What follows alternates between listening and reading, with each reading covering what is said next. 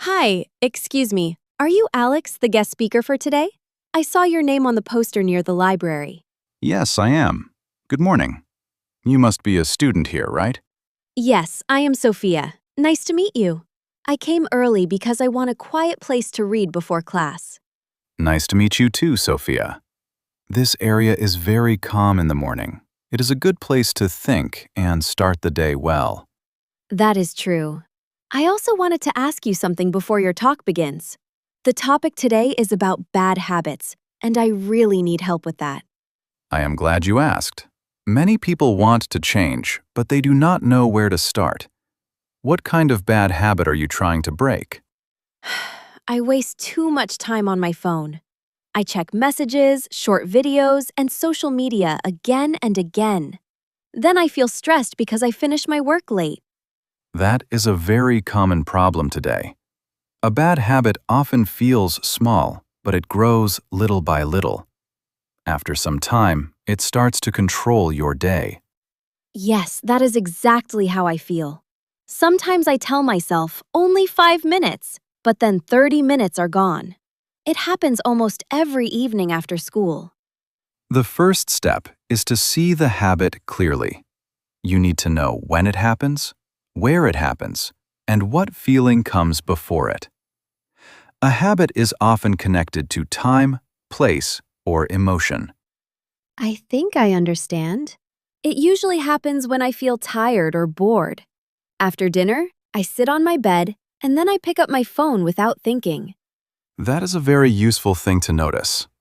Your bed, your free time, and your tired mind are all part of the pattern. When you know the pattern, you can begin to change it. So breaking a bad habit is not only about saying stop, it is also about understanding why I do it. That makes more sense to me now. Exactly.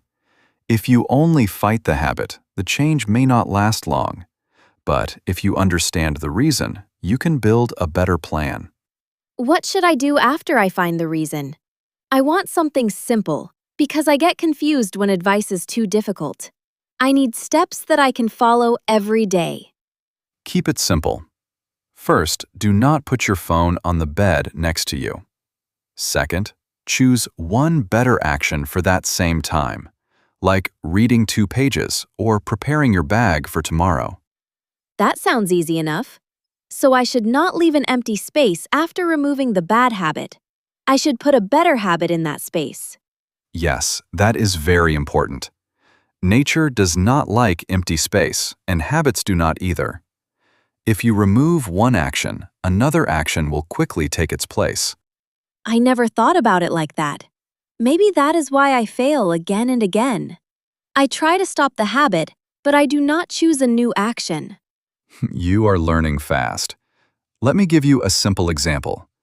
If a person wants to stop eating junk food at school, they should bring fruit or nuts with them. I see.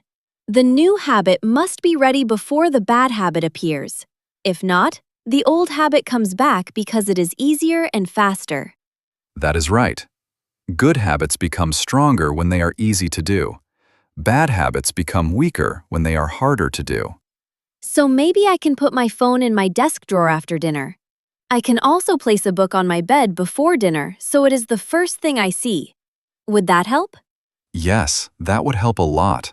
You are changing your environment, and that is a smart move. A small change in the room can support a big change in your behavior. I like that idea because it feels practical. Sometimes motivation leaves me very quickly, but if the room helps me, I do not need to fight so hard. Exactly. People often think strong change needs strong willpower every day. In reality, a smart system is often more helpful than strong feelings. I also have another bad habit. I stay up too late, even when I know I have class in the morning. Then I wake up tired and I cannot focus well. Sleep habits are very important. Late nights often begin with one small choice, like watching one more video or saying, "I will sleep in 10 minutes." Then the time keeps moving. Yes, that happens to me too. I look at the clock and suddenly it is midnight. The next morning, I feel weak and slow in class. Then you need a night routine. Pick one bedtime and begin to prepare for sleep about 30 minutes earlier. Turn off bright screens, wash your face, and do calm things only. That sounds peaceful. I think my nights are too noisy and busy. Maybe my brain stays awake because I never give it a quiet signal. That is a very good way to say it. Your brain needs a clear message that the day is ending. A calm routine sends that message every night. What if I fail sometimes? I usually feel bad when I make one mistake. Then I think, I failed already, and I return to the old habit. One mistake is not failure. It is only one moment, not your whole story. Real progress means returning to your plan again, even after a bad day. I need to remember that. I can be very hard on myself. Sometimes I expect perfect change in only a few days. Be patient with yourself. Bad habits often take months or years to grow. It is normal that good change also needs time. That makes me feel better. I think I always look for fast results, but maybe slow progress is still good progress. It is absolutely good progress. If you improve by a little each day, the result after 1 month can be very big. Small steps are powerful because they are easier to repeat. Do you think writing things down can help? I sometimes forget what I promised myself. Maybe I need a simple way to track my progress. Yes, writing helps a lot. You can make a small habit chart in a notebook.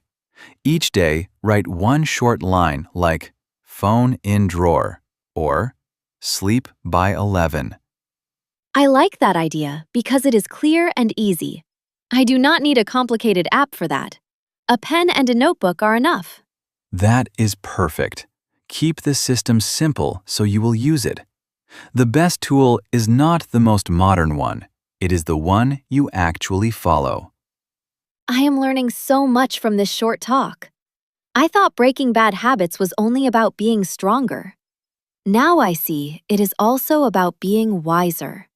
Yes, strength helps, but wisdom helps more.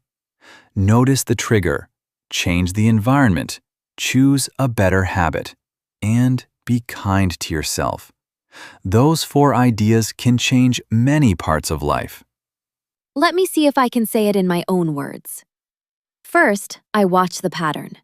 Second, I make the bad habit harder. Third, I prepare a better habit. Fourth, I keep going, even if I make mistakes. Excellent, Sophia. You understood it very well. If you follow those steps with patience, you will see real change. Thank you, Alex. I feel more hopeful now, and I also feel calmer. I think I can start tonight with my phone and my sleep routine. You are welcome. Start small tonight and trust the process.